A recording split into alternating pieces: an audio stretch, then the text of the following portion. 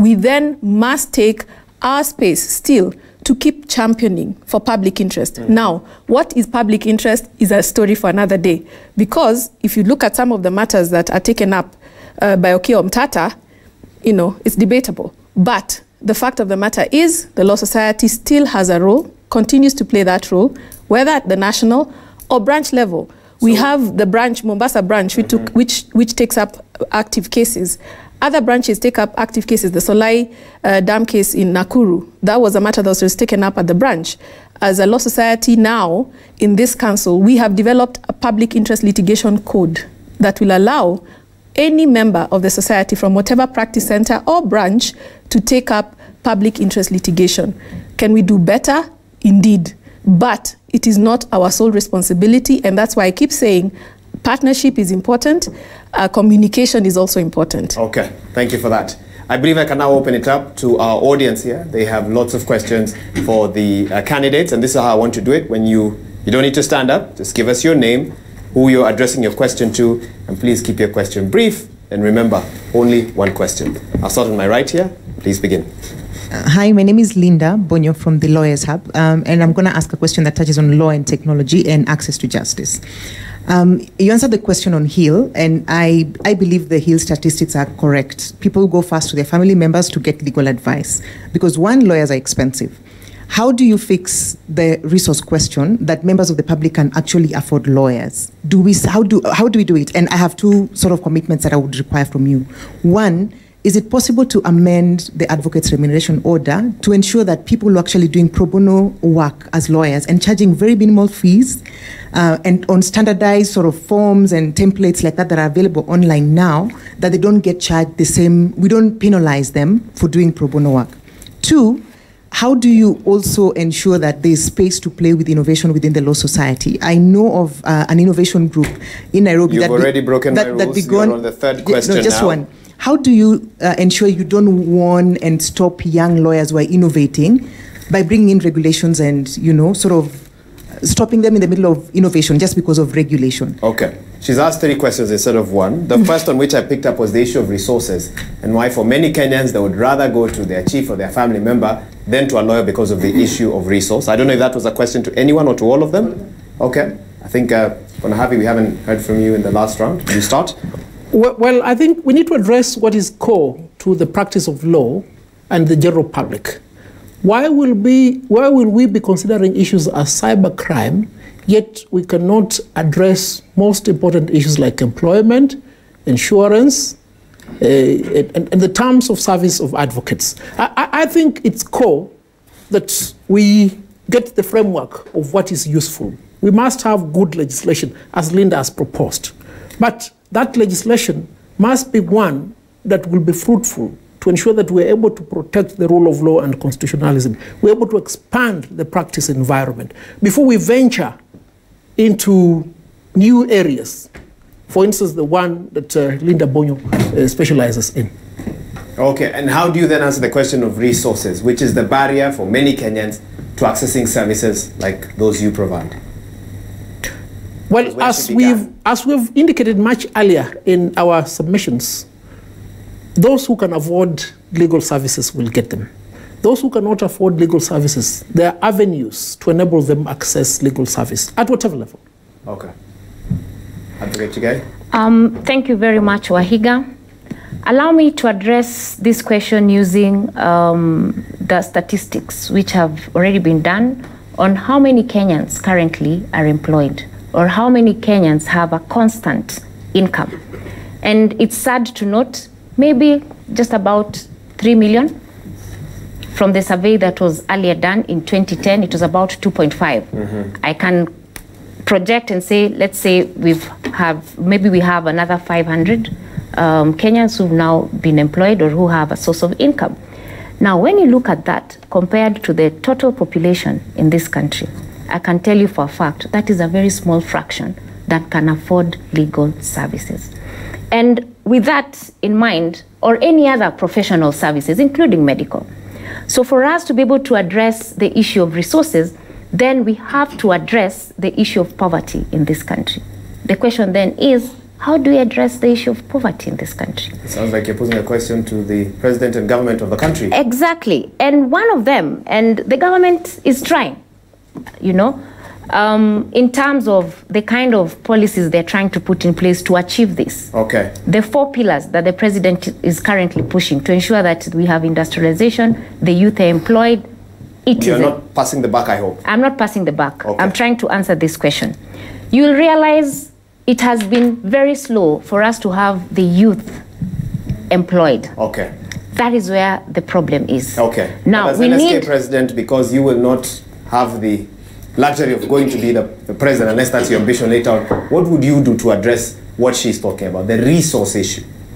It's a policy issue. It's a political, public policy There's nothing issue. that you'll be able to do as LSK president. One is to change... easier, beyond legal aid, which you've talked about. Yeah, one of them is to change our statutes. As we speak right now, quite a number of the legal statutes we have now date years back, you know, and this is something that we need now to relook into. Capacity building. Many Kenyans, as we speak right now, are not even aware that there are institutions out there who are actually giving out loans to women and the youth for them to be able to take out financial facilities for them to become innovators or employers. And one of them is Kenya Industrial Estates, you know. So one is capacity building. Okay. Can we then go out there and train the youth and women on matters business? And the answer is yes. Okay. We need to work with other institutions. And remember, I have said, if lawyers or board members are not seated in any of these institutions that can provide this particular information, including training, then what are we talking about? Okay, thank you. So we need to be there. Thank you in so that much. space. Your time is up. I'll come to you, Advocate Mbeneka and Advocate Kanjama, shortly. Remember that first question as I take a second one. The gentleman on my left, please begin with your name and who you're addressing your question to. My name is Ribin Nyerangi Undwari. I'm also a candidate for Nairobi representative on the agenda of member-centric. But I'll ask a question which is core to the practice of many advocates and actually to the economy. We have had an issue with the lands registry, in fact a recent one being the closure, and we've seen engagement with the Law Society on this particular issue. As President, what effective strategy do you have to deal with this particular aspect to ensure that the registry continue not only being open, but also effective in ensuring transactions go on in a day-to-day basis? Advocate Kanjama, let's start with you on that one. First of all, Ribin, I think all lawyers were extremely disappointed in the action taken by the lands officials, including the PS and the CS. They did not consult the Law Society of Kenya. There was no public participation. And I do know that the Law Society of Kenya actually moved rapidly to court and obtained orders stopping that notice. I don't know whether that order of the court has been complied with. I hope it is, because the lands registry must also avoid impunity and must comply with court orders. Having said that, I think there is a real need for much closer relationships or engagements between Law Society of Kenya and the lands offices throughout the country. The Law Society of Kenya has a conveyancing committee. It occasionally meets with the lands officials. At LSK Nairobi branch, we also set up a liaison committee. We've had challenges in 2019 to have regular meetings. We put as our 2020 agenda to have meetings at least every 2 months. There are numerous challenges regarding the digitization process involving other professionals as well as lawyers that require continued engagement. And most critically, and that for me would be first agenda, is to ensure that the lands registries have a service charter that is complied with, that is monitored, and for which feedback is given to lawyers, and for which lawyers can also give feedback to the agents who run the lands registry. Keep in mind... Thank you. Your time is up. All right. Advocate Mbeneka, please note that question. Let's pass the mic to the next person on my right. You ready? Go ahead.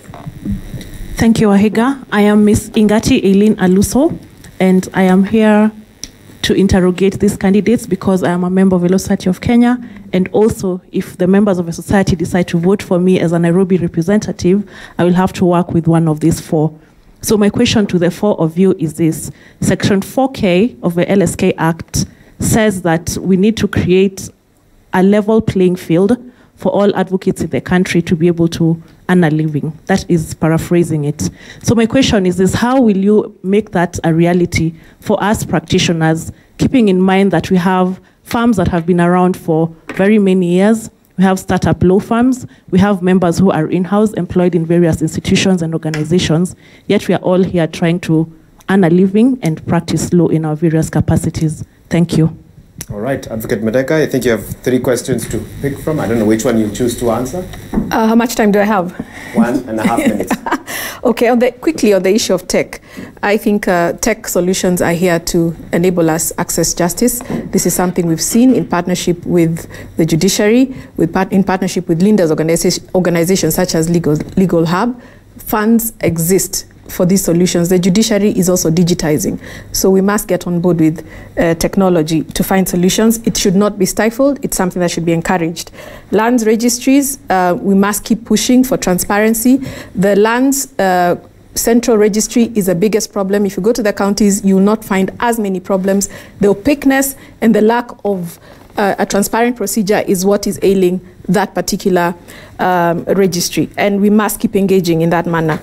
On the issue of creating a level playing field, we must take into account that the procurement laws in this country provide for 30% of all tenders to be given to vulnerable groups. That is, you're talking about women, you're talking about youth, you're talking about persons with disabilities. This applies also to members of the law society. This talks about creating a level playing field. When we go down from the parastatals, even into the counties, this is something that must be taken into account. The advocates who are practicing in those counties should be able to benefit from the legal services that are required. And this is a partnership that the county governments should really get on board with, because a lot more advocates are actually moving away from Nairobi into the counties. The qualifications are there. Okay. People are able to take advantage of these services. Okay, thank you. Let's get a question now from my left, and then Advocate Harvey, I'll come to you to answer some of those. Go ahead. My name is Paul Waga. I have a question with regards to what has been happening recently. The media is in the forefront painting the judiciary black. What will you do to ensure that the truth is known? And secondly, considering that the judiciary is not financially independent, and with the BBI that is going on, what will be your take as the chairman of the LSK in helping an independent judiciary financially? Okay, those were more than one question, but Advocate Harvey, I believe you'll be able to handle them in 1.5 minutes. Well, what will I do as the president of the Law Society to protect the independence of the judiciary? We should not have a situation whereby the Chief Justice of the Republic of Kenya is the one who comes out to lament alone. Ideally, it should be the responsibility of the Law Society to demand that funds be allocated to the judiciary. It should be the responsibility of the Law Society to ensure that there is speed in the swearing in of judges that have been nominated.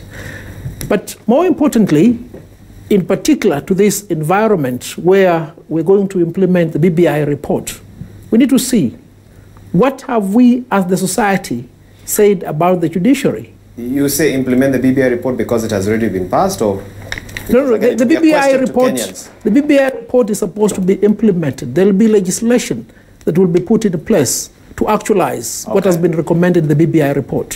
For instance, it will appear as if the Law Society has recommended a weakened judiciary, the reduction of representatives of the Law Society, and many other aspects. Look at the Roads Board, for instance.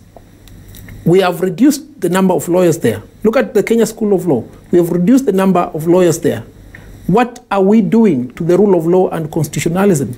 We need to play a fundamental role in ensuring that what is provided for in the Constitution is not taken away by changes that are always brought for political expediency. Thank you. But very fundamental. Time is up. Thank you very much, Advocate Harvey. And I want to come to you now, Advocate Chigai, and I read for you an SMS and one tweet, because we're also getting those from our viewers here today. Someone is asking, the LSK has always been accused of protecting corrupt lawyers and those who eat clients' money. What will you do to ensure that becomes a thing of the past should you become president? And on Twitter, that was an SMS on Twitter, someone is asking, what is your plan? And it has now disappeared, but I can paraphrase it. What is your plan to ensure that the executive obeys court orders? What is your plan to see or to ensure that the executive obeys court orders? Harriet Tigai? Thank you very much. On issue of misconduct by advocates, we have the Advocates Complaints Commission in place, and recently the chairman has been appointed, and I want to believe now the commission can continue with its work. That is one area that members of the public need to actually take cognizance of and ensure they report any such cases, because it's an independent commission. We also have the disciplinary process within the Law Society of Kenya. And I want to believe no advocate would love their name to appear in the register of misconduct within the society. So to the members of the public, this is very important. Report those cases so that they can be acted upon. Is there, and I'm sorry for interrupting, is there a physical place you would say that they can go to if they're in the counties to report those cases? Definitely. At the county level, they can actually use our branch offices. Okay. And by virtue of that, that information will be able to reach us at the central office. Those who are in Nairobi, they can actually come directly to Gitanga Road, where we have our officers charged with compliance, who will be able to address any issue that the members of the public have. Okay. On the issue of the judiciary, I'll propose two things. One, short-term, and the other one, long-term. Short-term, I want to believe it's important that we as advocates who are charged with processes of unlocking conflict, that we now move in, both as the society and even advocates, or advocates who are good in mediation and arbitration, to arbitrate or mediate on this issue of appointment of judges, one, and two, on the matters of finance within the judiciary. That is short term. Long term, briefly, please. Long term, we have to change. First, we must have the judiciary fund in place, and that is a solution to this particular problem. And two, we also need to cut off some of the powers given to the executive when it comes to appointment of judges as spelled out in the Constitution. I think it's high time that the JSC is given all the powers that they need to be able to appoint judges without the same having to go through the executive. Okay. And by virtue of that, once the judges go through the process of nomination and the interview process, and they are found to be fit to take office, I want to believe JSC should have full powers to appoint judges. Okay. Advocate Kanjama, I want you to respond to that SMS and the tweet. The SMS asking, what about corrupt lawyers who, quote unquote, eat clients' money? And the tweet on the strengthening of the judiciary. What will you do to ensure that court orders are obeyed and that the judiciary is strengthened? First of all, on the question of corrupt lawyers, let me start by saying every profession, every society has some bad apples. You seem and so does really take us to other professions or societies. No. I just want to give a context. Okay. And so the Law Society has a very robust method of dealing with complaints. We have an Advocates Disciplinary Committee. We also have an Advocates Complaints Commission. One can approach the Disciplinary Committee directly or go to the Complaints Commission.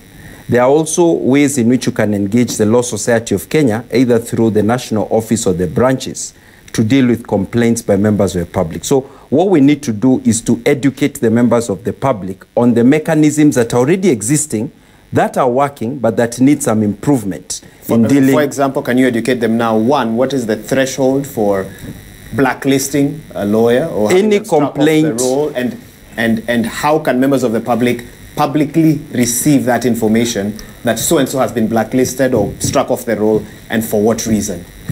Any complaint is taken through a process that is fair, a fair hearing. Okay. So the persons who are hearing the complaint will check whether it meets a threshold for striking out or for suspension or for asking the lawyer to pay the money. Typical complaints that have resulted in lawyers being struck off are misappropriation of clients' funds. You've received funds on behalf of a client, you've misled the client, you've not got the money, you've eaten the money. That is a very grave act of misconduct. So you have those kind of issues. Sometimes failure to account to the client or to inform the client may be a more minor complaint, but still one that the disciplinary committee will deal with. Okay. So it's an elaborate process, members of the public can be educated on that, the way they need to be educated on the criminal justice system, on civil dispute resolution. This is just one part of the architecture of dispute resolution in our society. Thank you. Your 1.5 minutes is up. 10 seconds. 10 seconds. To deal with the question of judiciary. Yes. That's the most important question. I was hoping for 2 minutes to deal with it. Okay. I can't give you 2 others. The others will ask for, the rest will ask for. I have to be fair, as you are saying. Okay, very well. I would say this. For disobedience of court orders, the first thing I want to say is that if we do not respect court orders, there is no rule of law. We've become a jungle and banana republic. It's so serious that for me as president of LSK, I'll put the full attention and force of lawyers in dealing with this issue. One, I'm going to personally get the state officers who are disobeying court orders cited for contempt, and LSK will support that. Number two, we are going to work with Parliament to try and get them impeached. Number three, we'll even seek innovative solutions through judicial process. For example, denying them their salary, so that until they comply with court order, no money from the public pass. I'm going to implement an annual rule of law report where we will scan all instances of impunity by the state or where the state has fallen short, I would say, of the glory of God in seeking rule of law. And we will highlight them so that we can partner with the state in addressing these issues. I think you've made your point, Advocate Kanjama. Thank you so much. Advocate Meneka, please answer those 2 questions. The SMS by a viewer asking about corrupt lawyers who take clients' money, and the tweet about the strengthening of the judiciary and the current trend we are seeing of the disobedience of court orders. The first thing is to establish a complaint. That is important in starting any process. So it must start with a complaint. Once it comes to the Law Society of Kenya, then it is processed in the manner that Charles has explained. But the issue we've had here is that matters have taken a long time to be resolved. There's a backlog that we must admit. And we're coming to a situation where we're going to be electing new members of the disciplinary tribunal. What we need to do is quickly ensure that there's funding for the members of the disciplinary tribunal, because we've had an issue where they sit and they're not paid for many months on end. That's the first thing. Number two is ensuring that we have a chair, because currently we do not have. Number three is considering a possibility of devolving this tribunal, or ensuring that this tribunal can actually go to the branches, because now we've devolved practice and welfare. On the issue of the funding of the judiciary, we have to look at Article 173 of the Constitution, which elaborates the process of appropriation and funding to the judiciary. What happened with this current situation is that once the appropriation has been approved by Parliament, money goes into the judiciary fund, which exists because Act number 16 of 2016 is there. It is, the issue for me is in how the money is disbursed by Treasury. So the solution lies in tying this disbursement, because remember, the funds of the judiciary do not just come from the exchequer. Some of the funds that are associated with development come from the World Bank. Why can't World Bank give conditions that are stringent in terms of how Treasury should disburse this money, so that it's not an issue of wait and see whether judiciary has the money or not to put into this particular project? Your time is up. Okay, so your last sentence? Yes. Thank you. Allow me 30 seconds to talk about court orders. Must be obeyed, should be obeyed. It is our business as lawyers to ensure that court orders are obeyed. Okay. Our time is far gone, and so I'm going to take 4 questions, 2 from this side and 2 from this side, and allow you each to respond to them as we wrap up this debate. Let's start with you, sir. My name is Majimbo Georgiadis. Let me confirm that I am not a business mogul, but I am an advocate of the High Court of Kenya and also a contestant for this forthcoming election. Now, all members of the Law Society of Kenya, including the 4 of you who are running for the president, are in agreement that the Law Society of Kenya is in need of a headquarter that befits the status of the Law Society of Kenya. The Law Society of Tanganyika has done it. My question is, how do you purpose to acquire funds to achieve that particular mission without necessarily burdening the members of the Law Society of Kenya? Okay, please note that question. Let's come to this side. Okay, Advocate, go ahead. Introduce yourself first. Thank you so much, Mr. Wega. Steve Ogola. Charles, I'd like you to revisit the question of the independence of judiciary for clarity. I'm going to ask a supplementary question because it's very important that we get clarity on this issue. You see, if you want to kill a dog, you've got to have to give it a bad name, then you can hang it. If you follow the reason why the judiciary is constantly being antagonized, especially by the political wing of government, it is because it makes pronouncements and decisions that rest uneasy with the executive. And then there's a reaction to it. Now, this has a demoralizing effect. What is the law society of Kenya going to do to cushion the judiciary from sustained political attack that are calculated to delegitimize it, defund it, and defang it? The executive has no problem at all when judiciary is making pronouncement against citizen and citizen rights, against companies, but it is a problem against decisions that have political connotations. Then that was a supplementary question. You must permit me, Waihiga, to ask this question about reform. It needs to be shorter than the time you've taken to ask the first depersonalization, what is going to be LSK's posture or response towards depersonalization of key reforms? We're talking about BBI and reorganizing our governance structure. And if you follow the debate carefully, you'll find that they are being framed along personalities.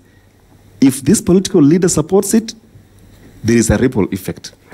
What is LSK going to do to sensitize the public to ensure that they have a dispassionate, objective analysis or maybe review of this critical debate without overly relying on what the political elite are stating out there? It's very important that you get clarity on these issues. Thank you for that question. I'll take one more on this side.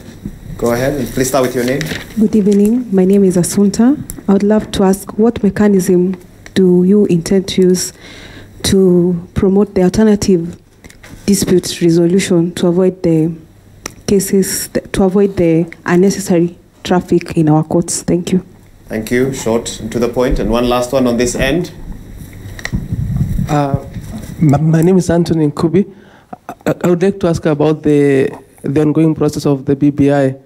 We know it's a process that is likely to lead to the new constitution, and one of you will be electing the president come Thursday. So what is your views on it? Because I think as a society we should have a position. Thank you. Okay, and I will add one from Twitter. A viewer here, Omulo Jr. is asking, ask them, what will they do to ensure Miguna is back in Kenya?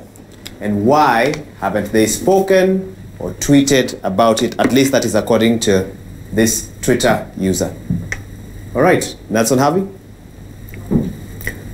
What will we do to ensure the return of Miguna? A fundamental question. In a decision made by Justice Odunga on the 29th of March 2018, he found, as a matter of law, that 3 state officers had contravened Article 10 of the Constitution, as read as Chapter 6. Ideally, they were unsuitable to hold public office. But the judge said he will not remove them from office because there is an elaborate mechanism of seeking their removal. This is what I want to do if elected president of the Law Society, and not just limited to this case. We want to initiate litigation to declare these state officers unsuitable to hold public office, and then follow it up, have them impeached so that they are not able to continue drawing a salary, yet, to quote Justice Odunga's words, the court is left babysitting its orders. That must be done. We may not succeed on a large scale, but we'll be able to set a foundation upon which we'll have sustainable obedience to the rule of law and constitutionalism. 1 more minute or 30 seconds to tackle any of the other questions that you wish to. You've been asked about the Building Bridges initiative and the role that LSK would play if you become the president. Of course, I've enumerated some of the issues that BBI comes with. BBI has proposed a weakened judiciary. BBI has proposed a reduction of representation by the lawyers to the Judicial Service Commission. These are issues that require a lot of vigilance. These are issues that require a strong vocal president, one who is able to speak, one who is able to follow up a core agenda like monitoring legislation in Parliament, so that what comes out of the legislative process is beneficial, not only to the lawyers, but also the public. That is a key role that requires a strong person as president. Okay. Advocate Chigai? Thank you very much. I will address the question on building Gitanga Road. First, LSK has two properties. There's the South Sea property and now the Gitanga Road property. I would suggest, or when I become president, we'll initiate a process where the South Sea property, we can be able to put up flats which members can actually take up at an affordable rate. Affordable housing is here with us. And I want to believe a good flat should go between 4,000 and 5,000 Kenya shillings. That is one way of refinancing the Gitanga Road property. The other way to do it is to enter into private partnerships, both with our members and any other investor who would wish to assist us in putting up that particular property without necessarily coming back to the members. This is something that I've proposed in my manifesto. I have the development agenda, which is also something that fits well within the mandate of the President of the Law Society of Kenya when it comes to sustainability of the institution. And part of what I propose also is to come up with incubation center within the said building. It is high time we retool. It is high time we rebrand ourselves. And this is one way of lawyers to rebrand ourselves by coming up with a center of excellence at Gitanga Road. I want to give you 30 seconds in case you want to tackle any of the other questions. On issue of BBI yes. and the various proposals, I think it's time that lawyers fully participate. LSK has a committee on this particular issue. Okay. And we've already given our views on the various issues touching on this particular document. And it is my hope and dream that when the final document will be released to the general public, our views will be implemented. One of them was actually to increase our representation at the JSC, which is a very, very fundamental proposal that we made. The other one was the issue of having gender representation within positions of governance. And I can see one of them was well adopted. That's the issue of when you have a governor, a sitting governor who is male, let us have the deputy as a woman and vice versa. So we have made our proposals.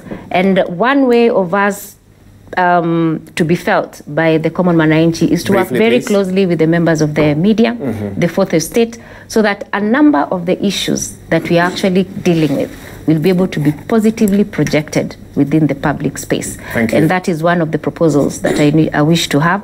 And for us to have... Thank you. I'll take that one because I do need to also get the others to weigh in. Advocate Kanjama? I'll try to deal with 4 questions, so I'll be as quick as possible.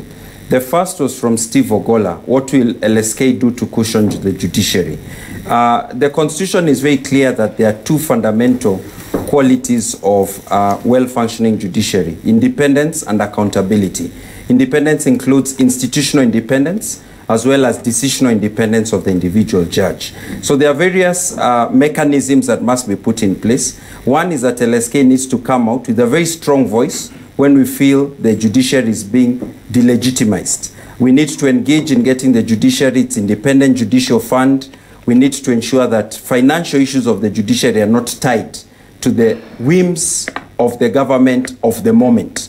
I think we need to support judicial independence by ensuring court orders are obeyed. Number 2, what mechanism to promote ADR? This was asked by Assunta. This is something I'm very passionate about. In fact, it's part of my 5th agenda item about expanding ADR space. We need to rapidly upskill lawyers. If we have 10,000 lawyers who've taken out practicing certificates, why don't we have, say, 2,000 who are certified as arbitrators and mediators? I want to do that very rapidly within 2 years and engage the institutional players like the Committee on Annex Mediation of the Judiciary, the Chartered Institute of Arbitrators, Mediation Training Institute, so that we come up with rules and mechanisms, and also the the Nairobi Center for International Arbitration to upskill lawyers on this issue. I'll ask you to be Number brief 3, as you finish. Yes, and number 3, I think it's a fundamental question about Miguna.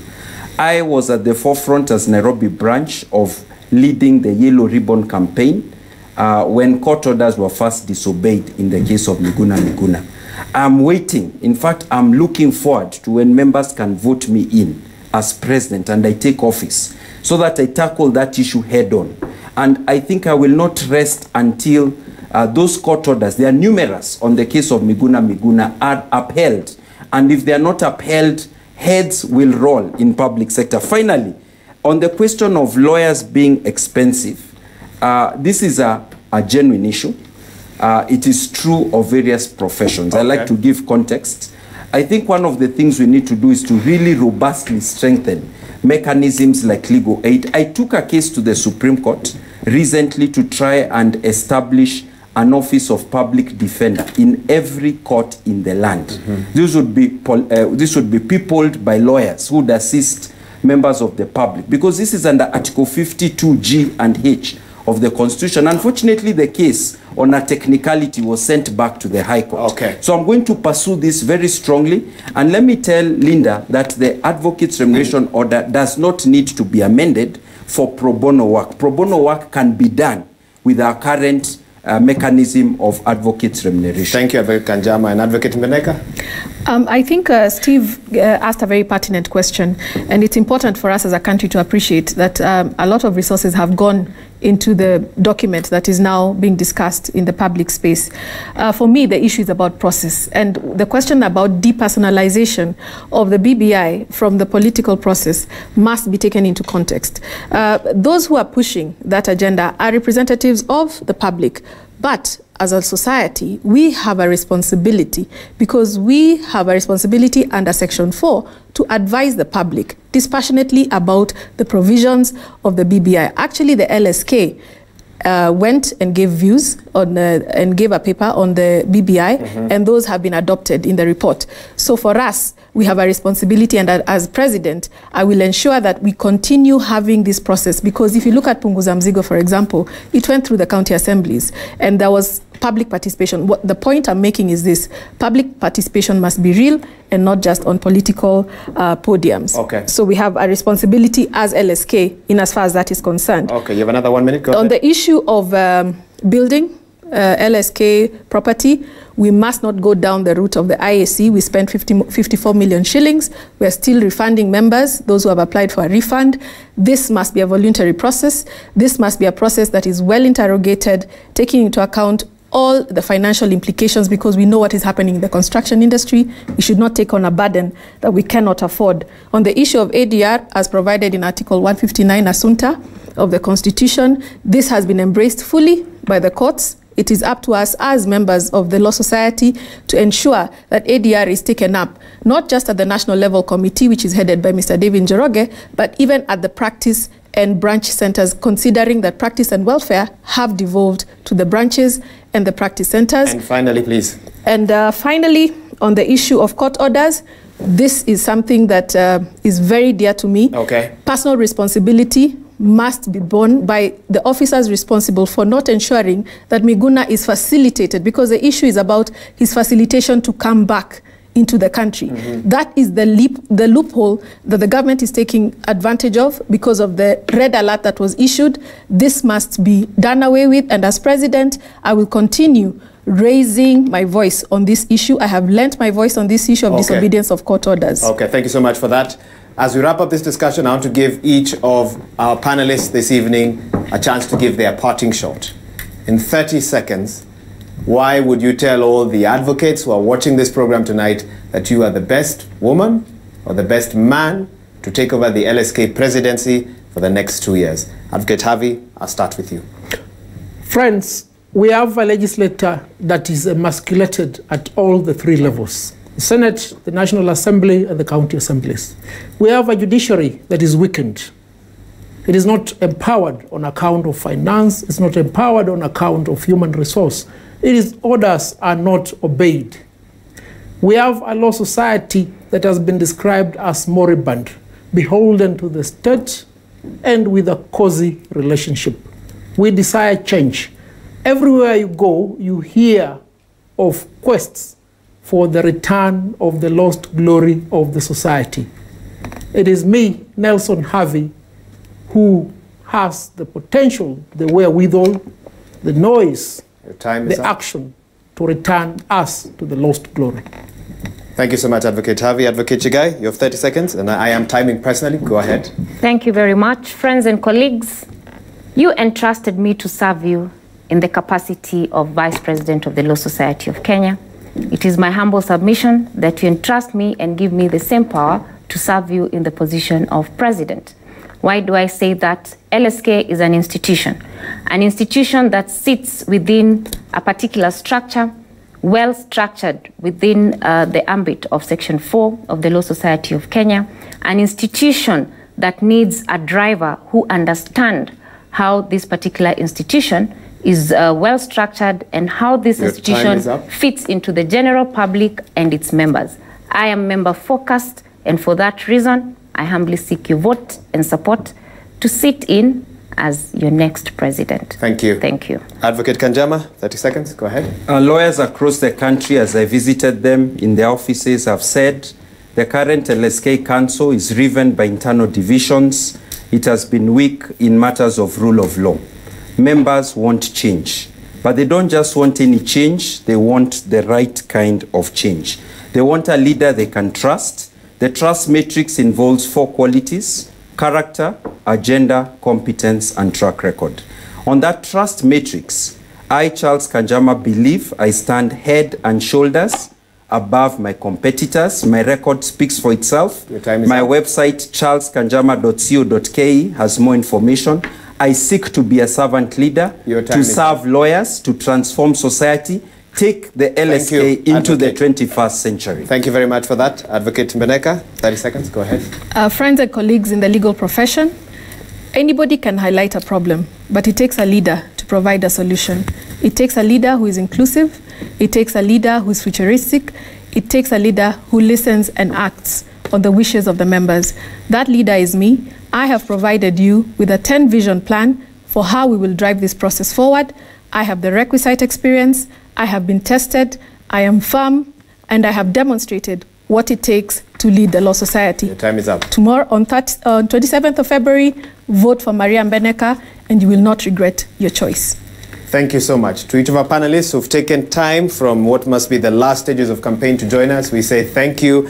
Starting from their right, we've had Nelson Havi, an advocate of the High Court. We've had Advocate Harriet Chegai, who's also the Vice President of the LSK. Advocate Charles Kanjama, the LSK President of the Nairobi branch. And last but not least, Advocate Maria Mbeneka, who is also an LSK Council member. Thank you so much for spending that evening with us and helping us understand a little bit about yourself. May the best man or woman win, as they say out there. And of course, to our audience who have also joined us and been able to, yes, you can clap for yourselves if that was, you look like that is what you are about to do. Thank you as well to our viewers who've tuned in and just been a part of this program. Thank you. Remember, 22422 was the SMS line. The hashtag was Newsnight. I can see some of them have had their tweets online, so you can engage them further on social media on the same. This has been a special edition of Newsnight, the LSK presidential debate. Thank you once again, and have a good night wherever you are watching us from. Thank you. Thank you, Wahiga. Thank you. Thank you.